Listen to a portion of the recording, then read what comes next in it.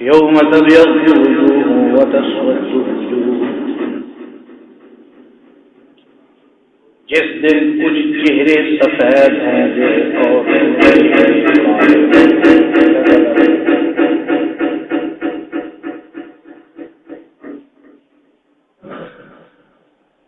فأما الذين اسودت وجوههم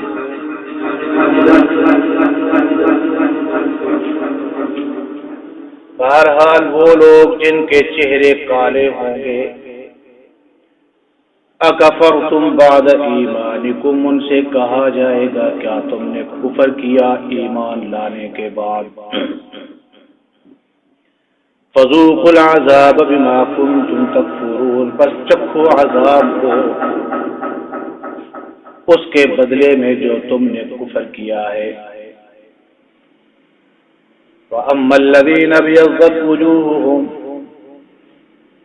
بہرحال وہ لوگ جن کے چہرے سفید ہوں گے، فَفِي رَحْمَةِ اللَّهِ، وہ اللہ کی رحمت میں ہوں گے، هُمْ فِيهَا خَالِدُونَ، اور وہ اس میں ہمیشہ رہیں گے۔ صدق اللہ العظیم وصدق رسولہ النبی الکریم، ونحن على ذلك لمن الشاهدين والشاكرين، والحمد لله رب العالمين۔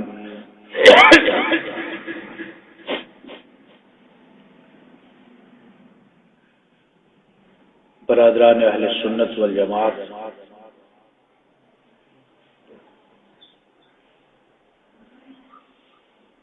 محترم بزرگوں، قابل احترام ساتھیوں، عزیز نوجوان بھائیوں،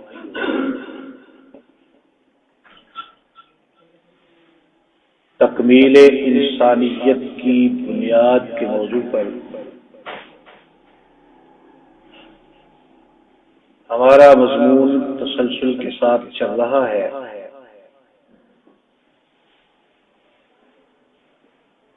علامات قیامت بیان ہو رہی ہیں۔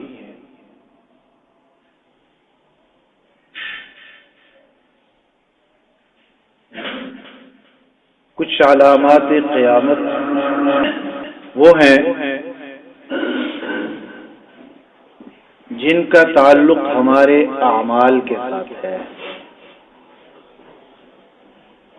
اور کچھ علامات قیامت وہ ہیں جن کا تعلق ہمارے اعمال کے نتائج کے ساتھ ہے۔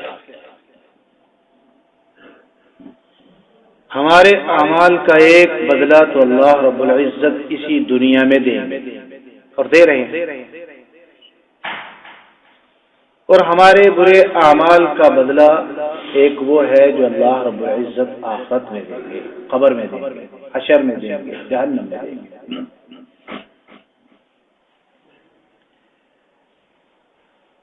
اللہ رب العزت فرماتے ہیں کہ تم قرب قیامت میں، جب قیامت قریب آئے گی،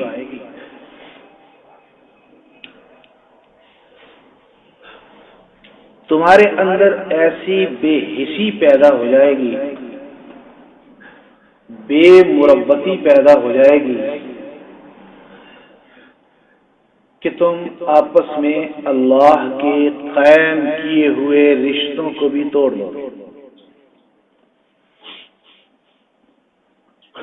وہ رشتے جو اللہ نے بنائے، والدین اولاد کا رشتہ ہے، چچا بھتیجا کا رشتہ ہے، پھوپھی بھتیجے کا رشتہ ہے، ماموں بھانجے کا رشتہ ہے، یہ رشتے قدرت کے بنائے ہوئے رشتے۔ اللہ رب العزت فرماتے ہیں تم ہمارے بنائے ہوئے رشتوں کو توڑ دو گے، قطع رحمی کرو گے۔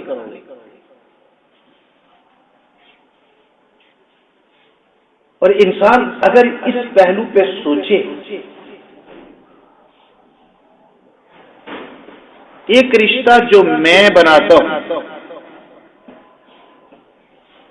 اگر کسی دوسرے کے عمل سے وہ رشتہ ٹوٹ جائے، میرے دل پہ کیا بیتتی ہے؟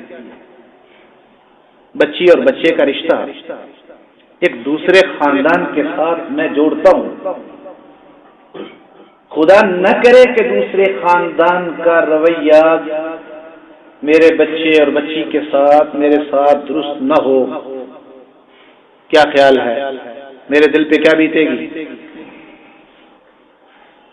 میں نے بنایا رشتہ، لکھا ہوا بے شک اوپر تھا لیکن بنایا تو میں نے۔ مامے بھانجے کا رشتہ میں نے نہیں بنایا، وہ قدرت نے بنایا، وہ قدرت کی طرف سے مجھے ملا ہے، اس کے لیے میں نے کوئی کوشش نہیں کی۔ والدین اولاد کے رشتے کے لیے میں نے کوئی کوشش نہیں کی، وہ قدرت نے عطیہ کیا۔ لیکن بچی اور بچے کا رشتہ تو میں اپنی کوشش سے بناتا ہوں، بے شک ہوتا وہی ہے جو اوپر لکھا ہوا ہوتا ہے، لیکن بناتا تو میں اپنی کوشش سے ہوں۔ اور اگر وہ رشتہ قائم نہ رہے دوسرے کی غلطی کی بنا پہ، دوسرے کی بے مربتی کی بنا پہ، دوسرے کی بے توجہی کی بنا پہ، میرے دل پہ کیا بیتے گی؟ اللہ رب العزت فرماتے ہیں کہ وہ رشتہ جو تو بنائے دوسرا توڑے، تیرے دل پہ کیا بیتی ہے، اور وہ رشتہ جو میں نے بنایا،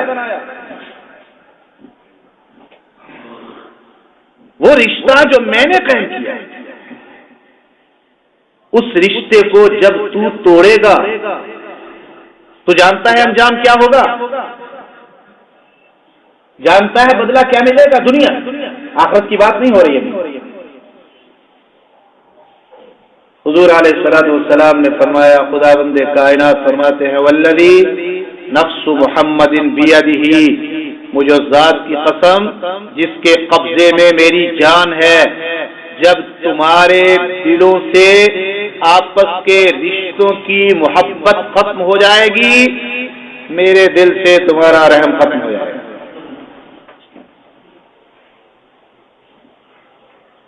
تم میری رحمت کے مستحق نہیں ہوگے، تم میری رحمت سے محروم ہو جاؤ گے۔ میرے قائم کیے ہوئے رشتوں کے ساتھ محبت نہ کرو اور مجھ سے یہ توقع رکھو کہ میں تم پہ رحمت کروں۔ جب تم رشتوں کو توڑ دو گے، اور یہ وضاحت میں پہلے بھی کئی دفعہ کر چکا ہوں کہ قطع رحمی سے تعلق ہے دنیا کے مفادات اور دنیا کے معاملات کے اندر اپنے خاندان کے افراد سے تعلق توڑ لینا، وہ قطع رحمی میں دینی معاملات میں نہیں، دینی معاملات ایک الگ۔ خداوند کائنات فرماتے ہیں جب تم میرے قائم کیے ہوئے رشتوں سے محبت چھوڑو گے، میری رحمت سے محروم ہے۔ حضور علیہ السلام نے فرمایا جب تمہارے رزق کے اندر حرام آ جائے گا، تم حلال اور حرام کی تمیز بھول جاؤ گے، تمہارے اندر حلال اور حرام کا فرق مٹ جائے گا، تو یاد رکھو تمہاری دعاؤں میں قبولیت کا اثر ختم ہو جائے۔ تم نماز پڑھ کے دعا کرو گے، دعا قبول نہیں ہوگی، تم کعبۃ اللہ کا طواف کرتے دعا کرو گے، دعا قبول نہیں ہوگی، حتیٰ کہ تم حجر اسود کو چومتے ہوئے دعا کرو گے، دعا قبول نہیں ہوگی، تم حتیم کے اندر نفل پڑھ کے دعا کرو گے، تمہاری دعا قبول نہیں ہوگی، اس وقت تک جب تک کہ تمہارے رزق سے حرام ختم نہیں ہوتا۔ دو ٹوک فیصلہ اللہ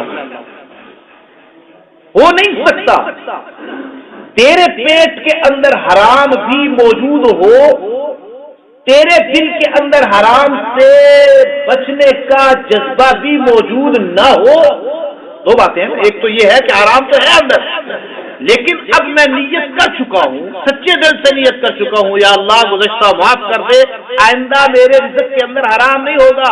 فرمایا تیرے پیٹ کے اندر حرام بھی موجود ہو، تیرے دل کے اندر حرام چھوڑنے کا جذبہ بھی موجود نہ ہو، تو مجھے میری کبریائی کی قسم تو میرے کعبے کا غلاف پکڑ کے بھی دعا کرے گا تو تیری دعا قبول نہیں ہوگی۔ تو مقام ابراہیم کے سامنے نفل پڑھ کے بھی دعا کرے گا، تیری دعا قبول نہیں ہوگی۔ تو تہجد کے وقت اٹھ کے بھی حرم کے اندر مسجد نبوی کے اندر دعا کرے گا، تیری دعا قبول نہیں ہوگی۔ پہلا جرم کون سا تھا؟ قطع تعلقی۔ سزا کیا بیان کی؟ تم اپنے رشتہ داروں سے محبت چھوڑ دو گے، میں تم پہ رحمت کرنی چھوڑ دوں۔ دوسرا جرم کیا بیان کیا؟ تمہارے مال کے اندر حرام آ جائے گا، تمہاری دعاؤں سے اثر ختم ہو جائے گا، مانگو گے نہیں ملے گا، دعائیں کرو گے نہیں سنوں گا۔ تیسری چیز حضور علیہ الصلوۃ والسلام نے بیان فرمائی، جب تمہارے اندر بے حیائی آ جائے گی، بے حیائی کے اندر دو چیزیں حضور علیہ الصلوۃ والسلام نے بیان فرمائی۔ پہلی چیز بیان فرمائی کہ جب تمہارے اندر گانے والیاں عام ہو جائیں گی۔ حضور علیہ الصلوۃ والسلام نے فرمایا یاد رکھو یہ گانا نفاق کی علامت ہے، نفاق کو بڑھاتا ہے۔ جس طرح کھیتی کو پانی لگائیں تو کھیتی اگتی ہے، اسی طرح گانا تمہارے دل کے اندر منافقت کے بیج کو بڑا کرتا ہے۔ گانے سے نفاق بڑھا، روحانیت نہیں آتی۔ جو گانا سنو گے اندر نفاق بڑھتا جائے گا۔ پیغمبر نے مثال دی، جس طرح کھیتی کو پانی دیتے ہو، وہ پانی کیا کرتا ہے؟ کھیتی کو بڑھاتا ہے۔ فرمایا اسی طرح گانا تمہارے دلوں کے اندر نفاق کی کھیتی کو بڑھاتا ہے، نفاق کے درخت کو تناور کرتا ہے،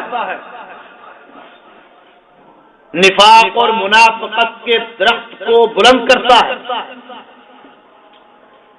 بے حیائی کی پہلی علامت خدا کے پیغمبر نے بیان کی کہ گانا تمہارے اندر عام ہو جائے گا۔ دوسری نشانی بیان فرمائی کہ تمہارے اندر موسیقی کا سامان عام ہو جائے گا۔ یہ بھی بے حیائی کے کاموں میں ہے۔ حضور علیہ الصلوۃ والسلام نے فرمایا یہ شیطانی کاموں میں سے ہے، شیطانی کاموں میں سے۔ لوگوں سن لو، میرے رب نے مجھے ہدایت دے کر بھیجا ہے، رحمت بنا کے۔ پیغمبر پوری کائنات کے لیے رحمت۔ خدا کے پیغمبر نے دو جملے فرمائے، ہدایت بنا کے بھیجا ہے، ہدایت دے کے بھیجا ہے، رحمت بنا کے بھیجا ہے۔ گویا میں تمہارے لیے ایسا ہادی نہیں ہوں کہ صرف ڈنڈے کے زور سے تم سے اللہ کے احکامات کی اطاعت کرواؤں، میں رحمت بھی ہوں۔ میرے پاس ہدایت کا پیغام بھی ہے، میں اللہ کی رحمت بھی ہوں۔ میں بڑے رحم کے ساتھ تمہیں اللہ کے احکامات کی طرف، اس کے اطاعت کی طرف بلاتا ہوں۔ میرے رب نے مجھے ہدایت دے کے بھیجا، رحمت بنا کے بھیجا اور حکم دیا۔ اب ذرا حکم سنیے، مجھے میرے رب نے حکم دے کے بھیجا سب سے پہلے موسیقی کا سامان توڑنے کا۔ کس چیز کا؟ اونچی آواز اور اونچی آواز سے۔ مجھے میرے رب نے بھیجا اس موسیقی کا سامان توڑنے کا جس کو تم موبائل میں لیے پھرو گے، جس کو تم اپنے دل سے لگائے پھرو گے، میرے رب نے تو مجھے اس سامان کو توڑنے کے لیے بھیجا۔ میرے رب نے مجھے صلیب توڑنے کے لیے بھیجا۔ یہ صلیب عیسائیت کا نشان ہے۔ میرے رب نے مجھے صلیب توڑنے کے لیے بھیجا، میرے رب نے مجھے بت توڑنے کے لیے بھیجا۔ ایک ایک چیز کی طرف توجہ کیجیے ذرا۔ موسیقی کا سامان توڑنے کے لیے بھیجا۔ ظاہر بات ہے جب موسیقی کا سامان نہیں ہوگا تو موسیقی کہاں ہوگی؟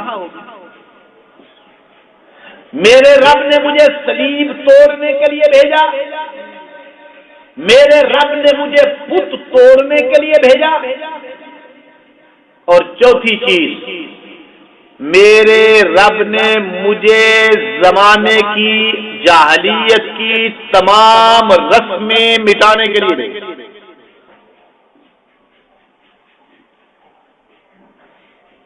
میرے رب نے مجھے جاہلیت کی رسمیں مٹانے کے لیے بھیجا۔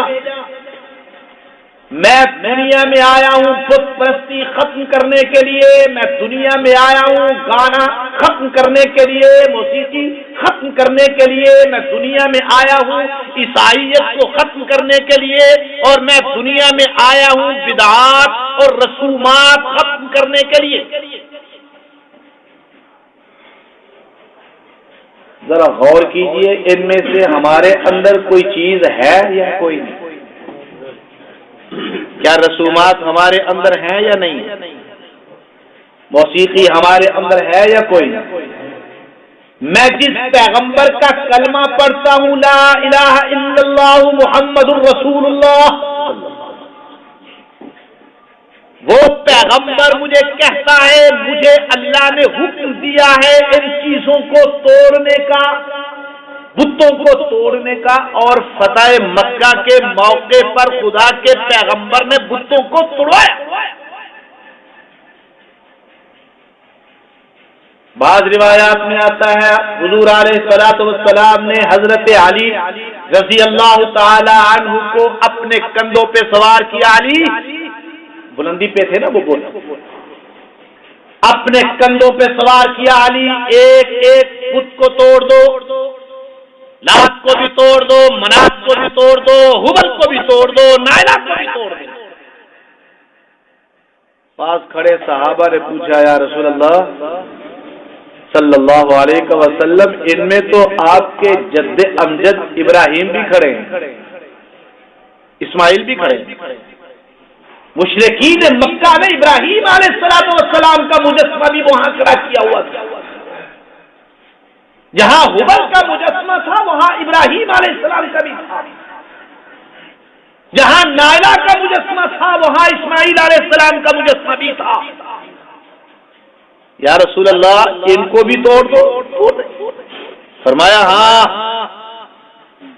بت ہے، خواہ پیغمبر کا ہو خواہ کسی گناہگار کا ہو، انہی بتوں میں وہ دو بت کھڑے تھے جن کے بارے میں آتا ہے انہوں نے کعبۃ اللہ کے اندر زنا کا ارتکاب کیا، اللہ رب العزت نے ان کو پتھر کے مجسمے بنا دیا، کچھ عرصے تک لوگوں نے ان کو روڑی پہ پھینکا، آنے والی نسل نے اٹھایا کعبے میں کھڑا کر دیا۔ اب ذرا غور کیجئے، اس کعبۃ اللہ کے اندر وہ مجسمے بھی ہیں جنہوں نے کعبۃ اللہ کے اندر بدکاری کا ارتکاب کیا، اور اس کعبۃ اللہ کے اندر اللہ کے اس خلیل کا مجسمہ بھی ہے جس نے اپنے باپ کے بنائے ہوئے بتوں کو توڑا۔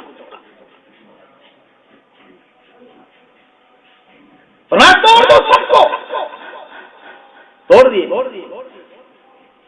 حضور علیہ الصلوۃ والسلام نے فرمایا مجھے بتوں کو توڑنے کے لیے بھیجا گیا۔ فتح مکہ کے موقع پر حضور علیہ الصلوۃ والسلام نے وہ بت توڑے، توڑوائے، ایک روایت میں آتا ہے کہ حضرت زینب رضی اللہ تعالی عنہا جو حضور علیہ الصلوۃ والسلام کی بیٹی، ان کے بیٹے علی جو بالغ ہونے سے پہلے فوت ہو گئے، ان کو اپنے کندھوں پہ اٹھایا۔ ایک روایت میں آتا ہے کہ حضرت علی رضی اللہ تعالی عنہ جو حضور کے داماد تھے، فاطمہ الزہرا رضی اللہ تعالی عنہا کے شوہر تھے، ان کو اپنے کندھوں پہ اٹھایا، بت توڑوائے۔ حضور علیہ الصلوۃ والسلام نے موسیقی کا سامان بھی توڑا دیا، بت بھی توڑ دیے، جاہلیت کی رسمیں بھی مٹا دی۔ باقی رہ گئی چوتھی چیز۔ حضور علیہ الصلوۃ والسلام نے فرمایا، ایمان والو کان کھول کے سن لو، والذی نفس محمد بیدہ، مجھے اس ذات کی قسم جس کے قبضے میں میری جان ہے، یہ بھی کام ہوگا اور میرے بعد جب حضرت سیدنا عیسیٰ علیہ السلام میرے نائب کی حیثیت سے، میرے جانشین کی حیثیت سے آسمان سے آئیں گے، نیچے اتریں گے، دجال کو ختم بھی کریں گے، صلیب کو ختم بھی کریں گے۔ یہ بحث انشاءاللہ آئندہ جمعے کو آئے گی تفصیل کے ساتھ۔ اب خدا کا پیغمبر یہ کہہ رہا ہے میں موسیقی کو بھی ختم کرنے کے لیے آیا ہوں، میں گانے کو بھی ختم کرنے کے لیے آیا ہوں، مجھے ہادی بنا کے بھیجا گیا ہے، مجھے رحمت بنا کے بھیجا گیا ہے۔ اور فرمایا سن لو، جب تمہارے اندر بے حیائی عام ہو جائے گی تو خداوند کائنات تمہیں 3 سزائیں دے گا۔ ذرا توجہ کیجئے، کتنی سزائیں؟ ذرا اونچی آواز سے۔ سب سے پہلی سزا یہ کہ اللہ تم پر ذلت کو مسلط کر دے گا، اللہ تمہیں ذلیل اور رسوا کر کے رکھ دے گا، اور تمہارے اوپر ذلت اتنی مسلط ہو جائے گی کہ واشنگٹن اور نیو یارک ایئرپورٹ پر تمہارے کپڑے اتار کے تمہاری تلاشی لی جائے گی۔ ہے ذلت کی انتہا یا نہیں؟ تم فریاد کرو گے، تمہاری فریاد کوئی نہیں سنے گا، تمہاری پارلیمنٹ فیصلہ کرے گی ڈرون حملوں کو روکنے کی، نہیں رکیں گے، تمہارا ان کیمرہ اجلاس فیصلہ کرے گا ڈرون حملوں کو روکنے کی، نہیں رکیں گے، ذلت تم پر مسلط ہو جائے گی۔ اور آج ہم دیکھتے ہیں کہ ہم ذلت کے اس مقام پہ کھڑے ہیں کہ ہمیں تو واپسی کے راستے بھی نظر نہیں۔ فرمایا جب تمہارے اندر بے حیائی عام ہو جائے گی، پہلی سزا یہ ملے گی کہ تم پر ذلت مسلط کر دی جائے گی، اور دوسری سزا تم پر تنگ دستی آ جائے گی، بھوک آ جائے گی، مفلسی آ جائے گی، غربت، مہنگائی آ جائے گی۔ اور یہ تو قرآن پاک کے اندر خداوند کائنات کا فیصلہ ہے، وَمَنْ أَعْرَضَ عَنْ ذِكْرِي فَإِنَّ لَهُ مَعِيشَةً ضَنْكًا، جس نے میرے قرآن سے اعراض کیا، جو میرے قرآن سے دور ہوا، جس نے میرے قرآن پر عمل کرنا چھوڑا، میں اس پر تنگی مسلط کر دوں گا، معیشت تنگ کر دوں گا۔ کیا آج یہ بھی سزا ہم بھگت رہے ہیں یا نہیں؟ 1 کلو چینی کے لیے دونوں سزائیں ایک مقام پہ اکٹھی، ذلت بھی مفلسی بھی۔ 1 کلو چینی کے لیے لائن میں کھڑے ہیں اور ایک دوسرے کو جوتے مارتے ہیں۔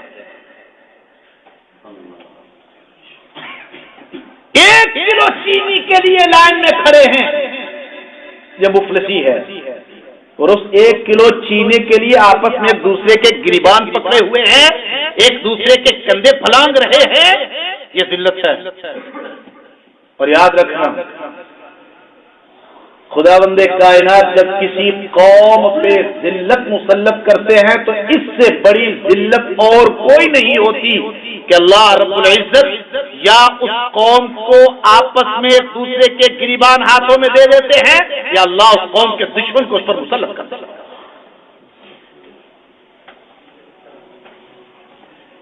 فرمایا جب تمہارے اندر بے حیائی عام ہو جائے گی، پہلی سزا یہ ملے گی کہ ذلت تم پر مسلط ہو جائے گی، دوسری سزا یہ ملے گی کہ تنگ دستی آ جائے گی، غربت، مفلسی، مہنگائی،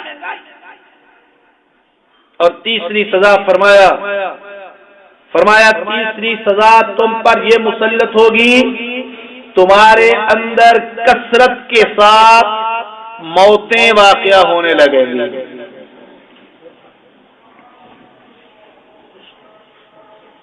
کثرت کے ساتھ موتیں واقع ہونے لگیں گی،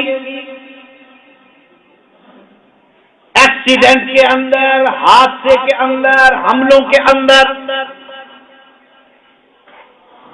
تم ایک لاش اٹھاؤ گے، ابھی اس کو پوری طرح دفناؤ گے نہیں کہ دوسری لاش تمہاری منتظر ہوگی۔ ایک علاقے کی لاشیں اٹھاؤ گے، وہ پوری نہیں اٹھا سکو گے، دوسرے علاقے کی لاشیں تمہارا انتظار کر رہی ہوں گی۔ ایمانداری سے بتائیے کیا یہ تینوں سزائیں اس وقت ہم پر مسلط ہیں یا نہیں؟ ذلت بھی ہے، تنگ دستی بھی ہے، اموات کی کثرت بھی ہے۔ یہ تو تھا پہلا مرحلہ، فرمایا بے حیائی کا۔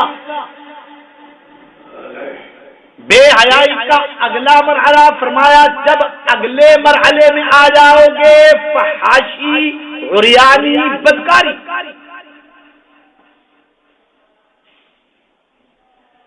گانا تمہارے اندر برے جذبات پیدا کرے گا، اس کے بعد تم برے بن جاؤ گے، موسیقی تمہیں بدکاری پر آمادہ کرے گی، تم بدکار ہو جاؤ گے، فحاشی عام ہو جائے گی، عریانی عام ہو جائے گی، بے پردگی عام ہو جائے گی، بدکاری عام ہو جائے گی۔ فرمایا یاد رکھو جب تمہارے اندر فحاشی، بدکاری، بے پردگی، عریانی عام ہو جائے تو پھر یاد رکھو خداوند کائنات تم پر دشمن کا خوف مسلط کر دے گا، اس لیے کہ جس دل کے اندر اللہ کی حیا نہ ہو اس دل کے اندر دشمن کا خوف واقع نہیں رہے گا۔ جب اللہ کی حیا نکل گئی، دل کے اندر اللہ کی حیا نہیں رہی، بے حیائی وہی کرے گا نا جس کے دل کے اندر اللہ کی حیا نہ ہو، بدکاری کی طرف وہی جائے گا جس کے دل کے اندر اللہ کا حیا نہ ہو۔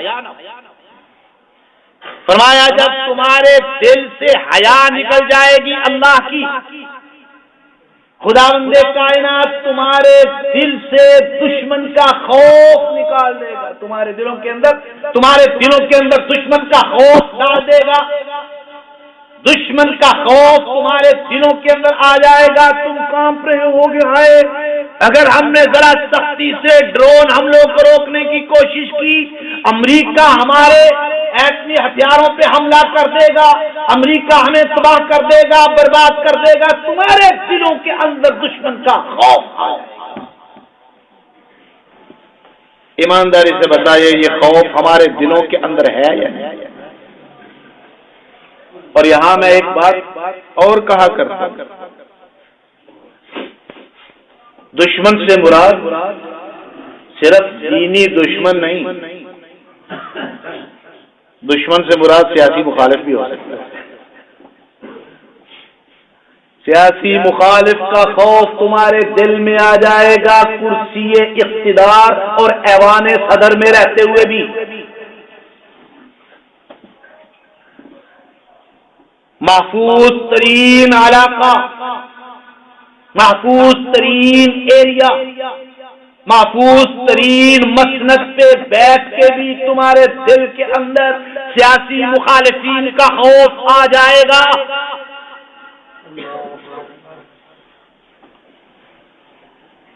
تمہارے دل سے اللہ کی حیا نکل جائے گی، تمہارے دشمن کا خوف آ جائے گا۔ ہاں وہ دشمن تمہارا دینی دشمن ہو، سیاسی دشمن ہو، اس کا خوف تمہارے دل کے اندر آ جائے گا۔ کیا آج ہم دیکھ نہیں رہے کہ ہمارے دلوں کے اندر بھی دشمن کا خوف بیٹھا ہوا؟ حضور علیہ الصلوۃ والسلام نے فرمایا جب تمہارے اندر رشوت اور خیانت عام ہو جائے گی، رشوت اور خیانت عام ہو جائے گی اور تم غنیمت کے مال کو باپ دادا کی وراثت سمجھ لو گے، قومی بیت المال کو غنیمت کا مال سمجھ لو گے۔ اس حدیث کی تشریح میں حضرت شیخ عبدالحق محدث دہلوی رحمۃ اللہ علیہ نے ایک چھوٹا سا جملہ لکھا، قومی بیت المال کو غنیمت سمجھنے کا مطلب کیا ہے؟ حضرت شیخ عبدالحق محدث دہلوی رحمۃ اللہ علیہ فرماتے ہیں چھوٹے طبقے کا مال بڑے طبقے کے لوگ آپس میں تقسیم کر لیں۔ مال کس کا ہے؟ فقیروں کا مال ہے، بیواؤں کا مال ہے، یتیموں کا مال ہے، غریبوں مسکینوں کا مال ہے، چھوٹے طبقے کا۔ یتیم کا مال بین الاقوامی یتیم لے جائے گا اور سوئٹزرلینڈ کی بینکوں میں جا کے جمع کرا دے گا۔ جب یتیموں کا مال، غریبوں کا مال، فقیروں کا مال، مسکینوں کا مال، بیواؤں کا مال تمہارے بڑے طبقات امیر لوگ آپس میں تقسیم کر لیں گے، تو پھر یاد رکھو تمہارا انجام کیا ہوگا؟ جب تم زکات کو تاوان سمجھ لو گے، خداوند کائنات پھر بارش کا نزول بند کر دے گا۔ دعائیں کرو گے بارش نہیں ہوگی، مانگو گے بارش نہیں ہوگی، اور ساتھ ایک جملہ فرمایا والذی نفس محمد بیدہ، مجھے ذات کی قسم جس کے قبضے میں میری جان ہے، میرے رب نے کہا اگر اس وقت تمہارے پاس تمہاری سوسائٹی کے اندر تمہارے ڈیروں پر جانور نہ ہوں تو میں تمہیں پانی کی ایک بوند بھی عطا نہ کروں۔ گویا اللہ سمجھا رہے ہیں وہ پانی جو تمہیں ملے گا وہ تمہاری بکریوں کا صدقہ ہوگا، تمہارے کتوں کا صدقہ ہوگا، ان کتوں کی وجہ سے ملے گا، ان جانوروں کی وجہ سے ملے گا، بھینسوں کی وجہ سے ملے گا، اس میں تمہارے اعمال کا عمل دخل نہیں ہوگا، اس میں تمہاری دعاؤں کا عمل دخل نہیں ہوگا۔ فرمایا اگر تمہارے پاس تمہارے ان علاقوں کے اندر جانور نہ ہو تو اللہ تمہیں پانی کی ایک بوند بھی عطا نہ کرے۔ جب تمہارے اندر یہ دو خرابیاں آ جائیں، خیانت کرنے لگو، چھوٹے طبقے کا مال کھانے لگو اور زکات کو تاوان سمجھ لو، ٹیکس سمجھ لو اور چھپانے کی کوشش کرو، اللہ کا حق بھی ادا نہ کرو، بندوں کا حق بھی ادا نہ کرو۔ زکات کس کا حق ہے؟ ذرا اونچی آواز سے۔ اور بیت المال کس کا حق ہے؟ جی بیت المال کس کا حق ہے؟ بندوں کا حق بھی کھا جاؤ، اللہ کا حق بھی نہ دو، پانی کی ایک ایک بوند کو ترسو گے، جو ملے گا جانوروں کی وجہ سے ملے گا، جو ملے گا حیوانوں کی وجہ سے ملے گا۔ اگر یہ حیوان تمہارے پاس نہ ہو تو خداوند کائنات تمہیں پانی کی ایک بوند بھی عطا نہ کرے۔ حضور علیہ الصلوۃ والسلام نے فرمایا جب تمہارے اندر ناپ تول کی کمی آ جائے، کس کی کمی؟ ناپ تول کی کمی جب تمہارے اندر آ جائے گی، یاد رکھو اس وقت تمہارے مالوں سے برکت ختم ہو جائے۔ میں پہلے بھی کئی دفعہ یہ بیان کر چکا ہوں، ایک ہے مال کی کثرت، ایک ہے مال کے اندر برکت، دو الگ الگ چیز۔ میں مال کی کثرت کو دیکھتا ہوں، ناپ تول میں کمی کرتا ہوں تو مال کو کثیر کرنے کا۔ قرآن پاک میں خداوند کائنات نے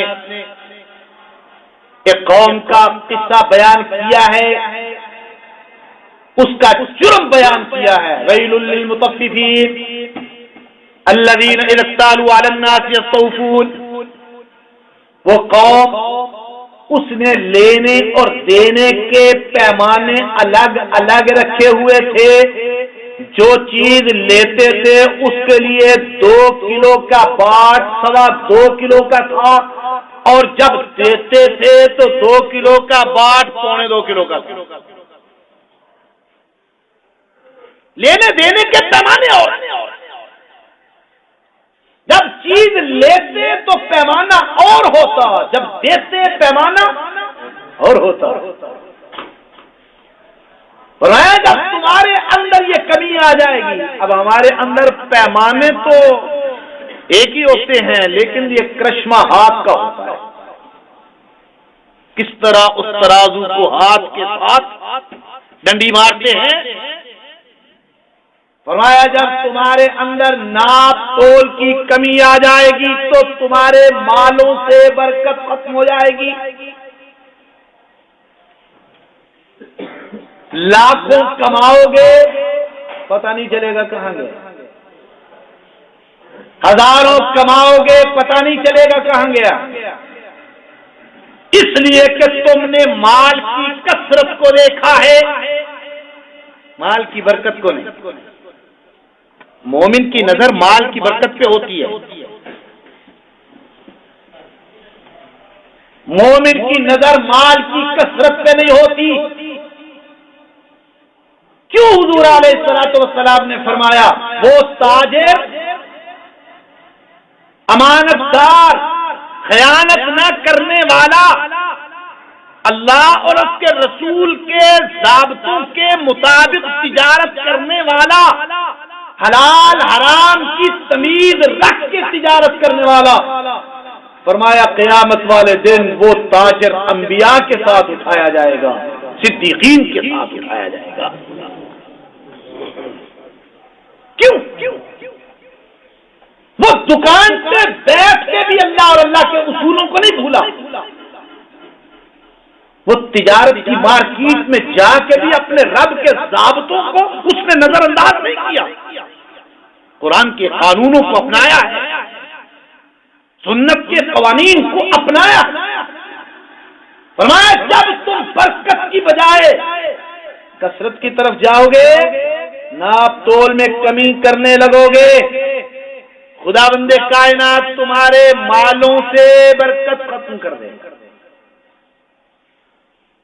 فرمایا حضور علیہ الصلوۃ والسلام نے جب تم بد عہدی کرو گے، ذرا توجہ کیجیے گا، جب تم بد عہدی کرو گے خداوند کائنات تم پر ظالم حکمران مسلط کر دے گا۔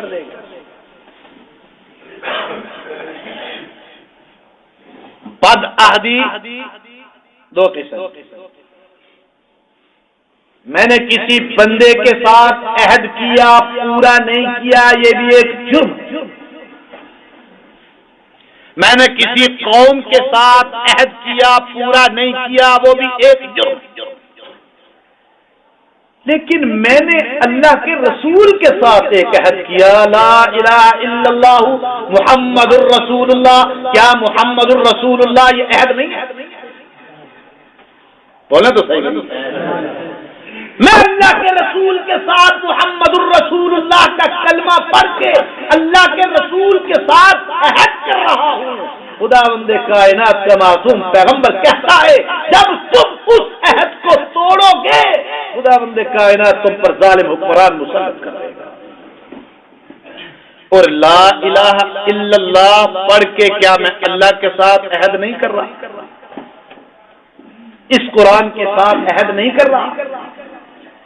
یا اللہ تیرے سوا عبادت کسی کی نہیں کروں گا، آقا آپ کے سوا اطاعت کسی کی نہیں کروں گا. عبادت کس کی؟ اونچی آواز سے اور اونچی آواز سے. اور اطاعت کس کی؟ یہ عہد ہے، اللہ کے ساتھ عہد کر رہا ہوں. یا اللہ تیرے سوا کسی کی عبادت نہیں کروں گا. اور عبادت کا مفہوم خود خداوند کائنات قرآن مقدس میں بیان فرما رہے ہیں. ایاک نعبد و ایاک نستعین. مولا نہ تیرے سوا کسی کی عبادت کروں گا، نہ تیرے سوا کسی کے سامنے جھولی پھیلاؤں گا. مدد بھی مانگوں گا تو تجھ سے، عبادت بھی کروں گا تو تیری، مدد بھی تجھ سے مانگوں گا. گویا عبادت کا مفہوم خدا بندے کائنات نے قرآن مقدس میں بیان کر دیا. عبادت کا عہد میں نے اللہ کے ساتھ کیا، توڑ دیا. اطاعت کا عہد میں نے رسول کے ساتھ کیا، توڑ دیا. خداوند کائنات فرماتے ہیں جب تم عہد توڑ دو گے، بدعہدی کرو گے، خداوند کائنات تم پر ظالم حکمران جن کا مفہوم میں حدیث کی روشنی میں گزشتہ جمعے کو بیان کر چکا ہوں، وہ ظالم حکمران کیسے؟ اندھے گونگے بہرے، حدیث کے الفاظ، اندھے گونگے بہرے حکمران تم پر مسلط کر دیے جائیں گے.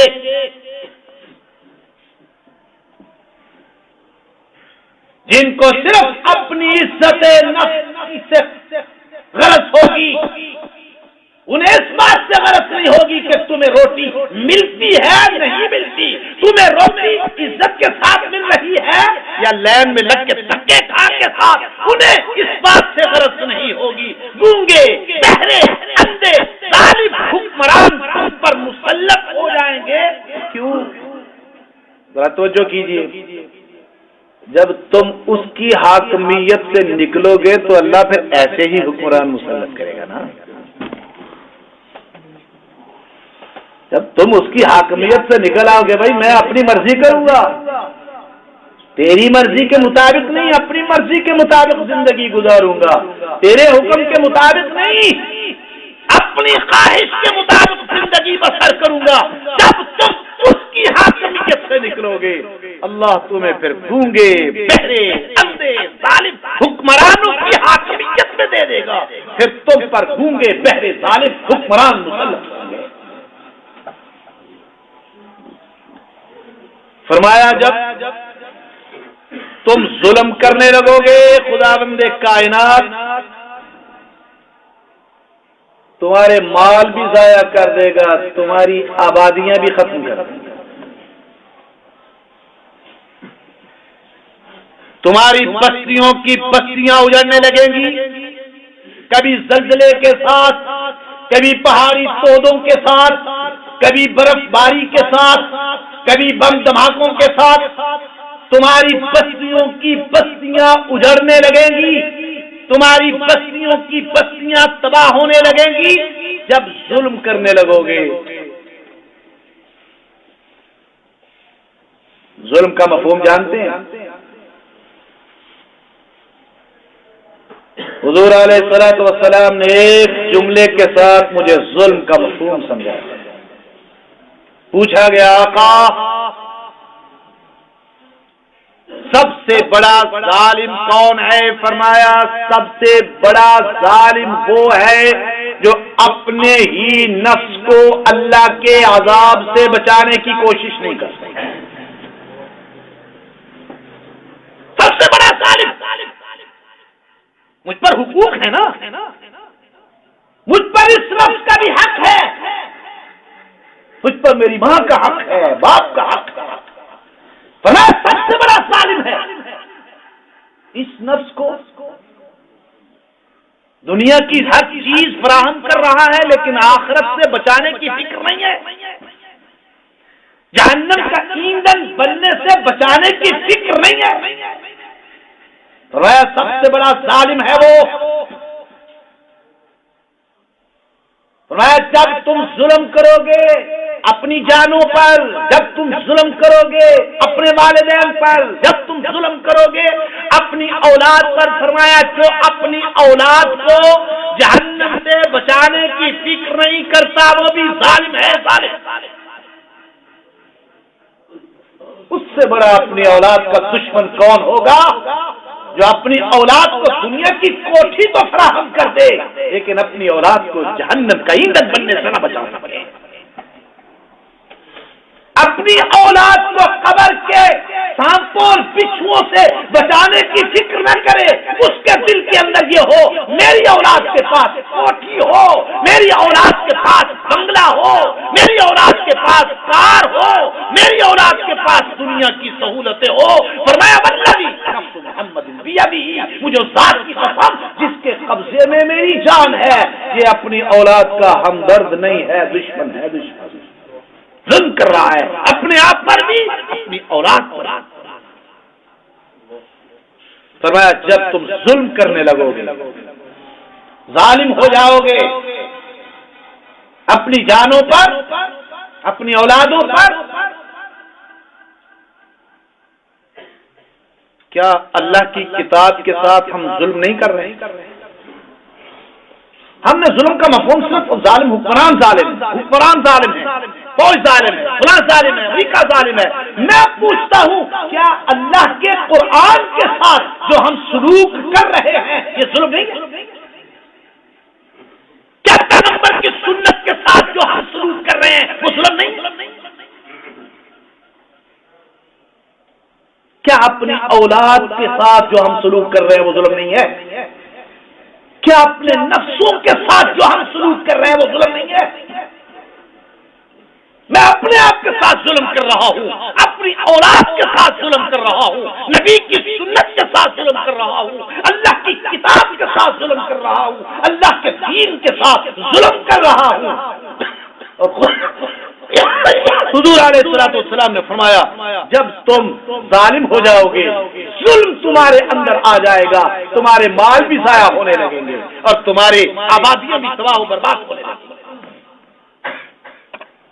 گویا حضور علیہ الصلوۃ والسلام نے جو قیامت کی نشانیاں بیان کی ان میں خدا کے پیغمبر نے واضح کر دیا کچھ نشانیاں تو وہ ہیں جو اللہ کی طرف سے آئیں گی، گونگے بہرے حکمران اللہ کی طرف سے آئیں گے، دشمن کا تسلط اللہ کی طرف سے آئے گا، لیکن ان کے پیچھے تمہاری اپنی کرتوتیں ہوں گی، اپنی بدعمالیاں ہوں گی۔ یہ اگر آئیں گے تو تمہاری اپنی کرتوتوں کی وجہ سے، تمہارے جرائم کی وجہ سے، تمہاری بدعمالیوں کی وجہ سے۔ پھر حضور علیہ الصلوۃ والسلام نے فرمایا قدرت تو تمہیں تنبیہ کر رہی ہے، تمہاری اس کرتوت کی وجہ سے اللہ کا یہ عذاب آیا ہے، اس کرتوت کی وجہ سے تم نے اللہ کے عہد کو توڑا، خداوند کائنات نے تم پر ظالم حکمران مسلط کر دیے۔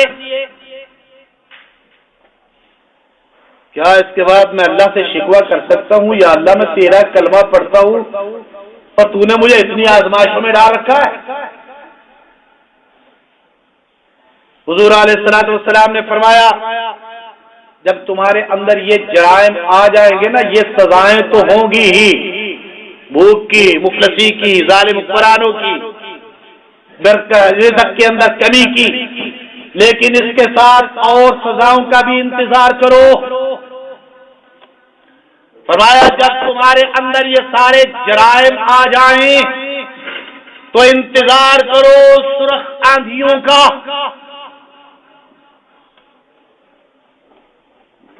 مجھے ایک دوست کہنے لگے یہ تو ساری نشانیاں ہمارے اندر موجود ہیں، ہماری سوسائٹی کے اندر موجود ہیں، قطع رحمی بھی ہے، زکوٰۃ نہ دینا بھی ہے، خیانت بھی ہے، رشوت بھی ہے، چھوٹے طبقے کا مال کھانا بھی ہے، یہ ساری خرابیاں ہمارے اندر موجود ہیں، پھر وہ سرخ آندھی کیوں نہیں آ رہی؟ میں نے کہا آ چکی ہے، تمہیں نظر نہیں آ رہی۔ کیا فلسطین کے اندر مسلمان کا بہتا ہوا خون وہ سرخ آندھی نہیں ہے؟ کیا عراق کے اندر مسلمان کا بہتا ہوا خون سرخ آندھی نہیں ہے؟ کیا افغانستان کے اندر مسلمان کا بہتا ہوا خون سرخ آندھی نہیں ہے؟ کیا تیرے شمالی علاقہ جات کے اندر مسلمان کا بہتا ہوا خون یہ سرخ آندھی نہیں ہے؟ ہو سکتا ہے خدا کے پیغمبر کا یہی اشارہ ہو، سرخ آندھی یعنی تمہارا خون اس طرح زمین کے مختلف ٹکڑوں پہ بکھرا ہوا ہوگا جیسے سرخ آندھی کے اندر ریت کے ذرے اڑ رہے ہوتے ہیں۔ انتظار کرو سرخ آندھیوں کا، وہ تمہیں اپنی لپیٹ میں لے لیں، اور اگر اس کا مطلب خون ہی ہے تو وہ سرخ آندھی تو آ چکی۔ دوسری چیز حضور علیہ الصلوۃ والسلام نے بیان فرمایا پھر انتظار کرو زلزلوں کا۔ زلزلہ کس کو کہتے ہیں؟ جی ہل جانا، ہلا دینا۔ اس کا مطلب صرف یہ نہیں کہ ضرور زمین ہلے گی تو زلزلہ ہوگا، جب تمہاری معیشت ہل جائے تو پھر بھی زلزلہ ہے، تمہارا ایمان ہل جائے تو یہ بھی زلزلہ ہے، تمہاری سیاست ہل جائے تو یہ بھی زلزلہ ہے۔ پھر صرف زمین کے ہلنے کا انتظار نہیں کرو، تمہیں معیشت کا زلزلہ اس وقت اپنی لپیٹ میں لیے ہوئے، سیاست کا زلزلہ تمہیں ہلا کے رکھ رہا ہے، ایمان کا زلزلہ۔ ایمانداری سے بتائیے کیا ہمارے ایمان اندر سے ڈول نہیں چکے؟ ہمارے ایمان کمزور نہیں ہو چکے؟ ہمارے ایمانوں پر زلزلہ اور لرزہ طاری نہیں ہے؟ ہمارا انتظار کرو زلزلوں کا۔ اگر ہم حقیقت کی نظر سے دیکھیں تو وہ زلزلے آج موجود ہیں۔ تیسری چیز حضور علیہ الصلوۃ والسلام نے بیان فرمایا پھر انتظار کرو زمین کے اندر دھسائے جانے کا۔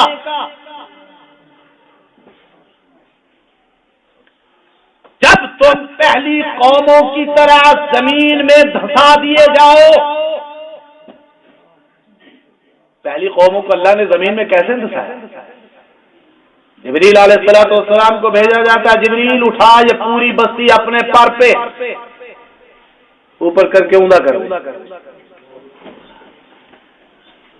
زمین اوپر چھت نیچے کر دے، زمین کے اندر دھسا دینے والا عذاب۔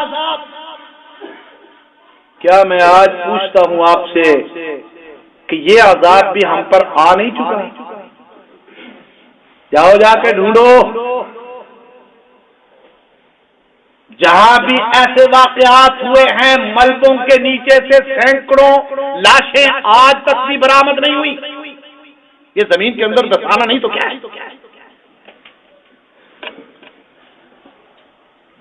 ابھی تک وہ زلزلہ جو آج سے چند سال پہلے کشمیر اور صوبہ سرحد کے اندر آیا تھا، آج تک بھی بے شمار ہزاروں کی تعداد میں لاشیں ہیں جو اب تک بھی ملبوں سے نکالی نہیں جا سکتی۔ انتظار کرو زلزلوں کا، زمین کے اندر دھسائے جانے کا۔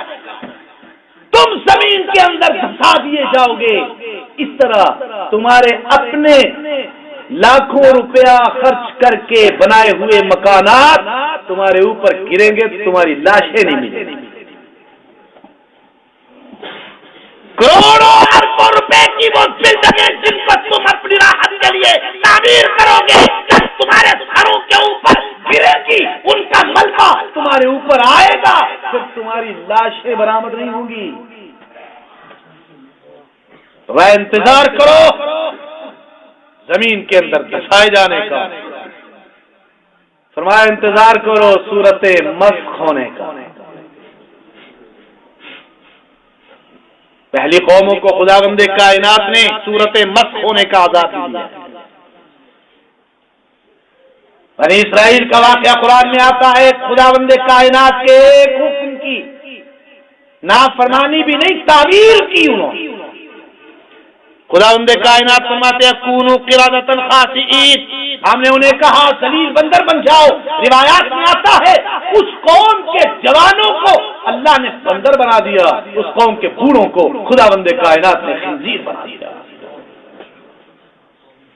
اللہ کے ایک حکم کی تعویل کرنے کی بنا پہ، تعویل نافرمانی بھی نہیں، پوری نافرمانی نہیں، تعویل۔ اللہ نے ہفتے کے دن مچھلیاں پکڑنے سے منع کیا تھا، ہفتے کے دن وہ مچھلیاں پکڑتے نہیں تھے، البتہ الگ تالاب جو بنا رکھے تھے نا، ہفتے کے دن ان تالابوں میں مچھلیاں چھوڑتے تھے، ان میں جمع کرتے، پکڑتے اتوار کے دن۔ لیکن خداوند کائنات کو ان کا یہ ہیلا بھی پسند نہیں آیا۔ اس قوم کے 3 طبقے ہو گئے، ایک طبقہ یہ ہیلا کرنے والا، ایک طبقہ وہ جس نے 1-2 دفعہ روکا پھر چپ ہو گیا، ایک طبقہ وہ جس نے ان سے سوشل بائیکاٹ کیا۔ حدیث پیغمبر میں آتا ہے بچا وہی جس نے سوشل بائیکاٹ کیا۔ 1-2 دفعہ تبلیغ کرنے والے، دعوت دینے والے، روکنے والے بھی رگڑے گئے، انہوں نے کہا ہمارا فرض پورا ہو۔ خداوند کائنات نے ان کی شکلوں کو مسخ کر دیا۔ خدا کا پیغمبر یہ کہہ رہا ہے میں نے اپنے رب سے دعا کی یا اللہ میری امت کو شکلیں مسخ کرنے کا عذاب نہ دینا، اور فرمایا میری امت کے اندر شکلیں مسخ ہونے کا عذاب اگر آئے گا تو صرف ان پر جو تقدیر کے منکر ہوں گے، جو تقدیر کے ساتھ مذاق کرنے والے ہوں گے، تقدیر کی بحثوں کو چھیڑ کر تقدیر کے عقیدے کا انکار کرنے والے ہوں گے، اللہ ان کی شکلیں مسخ کرے۔ انفرادی طور پر تو شکلیں مسخ کرنے کے عذاب آئے ہیں۔ کچھ عرصہ قبل اخبارات میں خبر آئی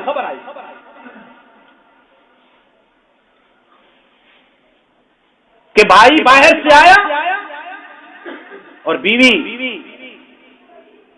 اندر باہر گلی کے دروازے پر کھڑی ننگے سر۔ اس وقت بھائی غیرت مند ہوتے تھے، یہ مکہ مکرمہ یا مدینہ منورہ کا واقعہ نہیں، ہمارے پاکستان کا واقعہ۔ بھائیوں میں غیرت کی، اللہ ہمیں وہ غیرت نصیب کر کہ اپنی بہنوں کو ننگے سر دیکھ کے ان کے اندر غیرت آتی۔ اس کو غصہ آیا یہ گھر سے ننگے سر کیسے باہر نکلی، دیکھا اس پر خوف آئی، خوف کی وجہ سے اس کے منہ سے آواز نہیں نکلی۔ بھائی اس کو مارنے کے لیے دوڑا تو اس نے خوف کے مارے اشارہ کیا اندر۔ بھائی کے دل میں آیا کہ شاید کوئی ایسا آدمی گھسا ہے اندر، وہ اندر گیا، جا کے دیکھا سر اس کے باپ کا تھا اور دھڑ خنزیر کا، سر اس کے باپ کا دھڑ خنزیر کا۔ بہن نے بتایا باپ نے آج میرے ساتھ یہ حرکت کرنے کی کوشش کی،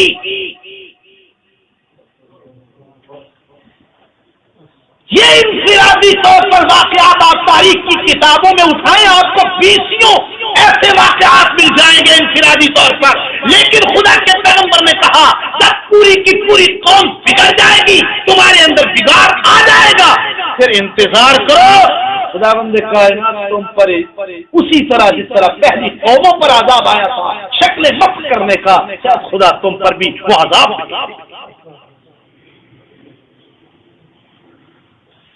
حضور علیہ الصلوۃ والسلام نے فرمایا انتظار کرو آسمان سے پتھر برس، آسمان سے ذرا اونچی آواز سے انتظار کرو آسمان سے پتھر برسنے کا۔ میں کیا انتظار کروں،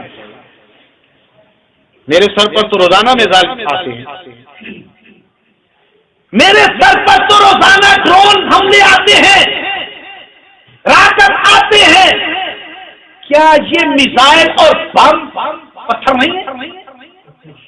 کیا ابھی بھی میرے پاس وقت ہے کہ میں ان پتھروں کا انتظار کروں کہ جب تک پتھر نہیں آئے گا اس وقت تک مجھے یقین نہیں آئے گا؟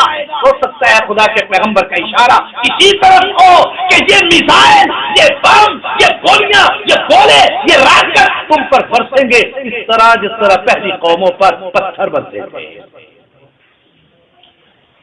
کیا آج ہم پر راکٹ برس نہیں رہے؟ ہر روز دیکھتے ہو راکٹ برستے ہیں، میزائل برستے ہیں، بم برستے ہیں، ہم احتجاج کرتے ہیں، رونا روتے ہیں، کوئی ہماری سننے والا نہیں،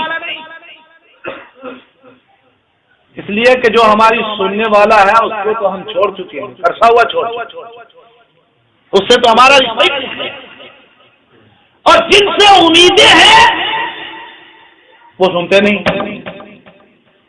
کیوں؟ کہ جس نے ہمیں ایمان دیا تھا ایاک نعبد و ایاک نستعین، مدد اسی سے مانگو گے، اس کو تو ہم چھوڑ گئے۔ خدا کے معصوم پیغمبر نے فرمایا یہ جو خداوند کائنات کی طرف سے قرب قیامت میں یہ عذاب آئیں گے یہ تمہاری بدعمالیوں کا نتیجہ ہوگا، تمہارے گناہوں کا نتیجہ ہوگا، تمہاری معصیتوں کا نتیجہ ہوگا، اللہ اور اس کے رسول کی نافرمانی کا نتیجہ ہوگا۔ باقی انشاءاللہ العزیز آئندہ جو واخر دعوانا